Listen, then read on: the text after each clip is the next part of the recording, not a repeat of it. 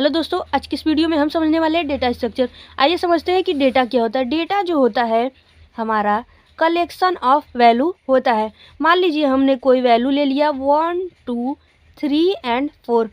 तो यह जो वैल्यू है हमारा कलेक्शन ऑफ वैल्यू, इसे हम डेटा कहेंगे। और जब हम इस वैल्यू को ऑर्गेनाइज वे में रख देंगे तो हम इसे कहेंगे डेटा स्ट्रक्चर। तो उम्मीद करते हैं कि आपको डेटा स्ट्रक्चर समझ में आया होगा।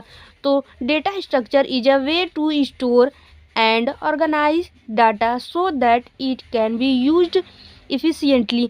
जब हम इस डेटा को ऑर्गेनाइज वे में रखेंगे तो यह वाकई एफिशिएंटली होगा।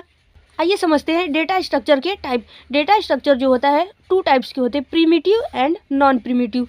प्रिमिटिव डेटा स्ट्रक्चर जो होता है int, float, character, double and pointer होते हैं इसके एग्जाम्पल। और नॉन प्रिमिटिव डेटा स्ट्रक्चर जो होता है 2 टाइप्स के होते हैं, linear data structure and non linear data structure. Linear data structure जो होता है 2 टाइप्स के होते हैं, स्टैटिक एंड डायनेमिक। स्टैटिक में जो होता है कि एरे होता है और डायनेमिक में होता है link list, stack and Q. Non linear data structure के 2 टाइप्स हैं, ग्राफ एंड ट्री।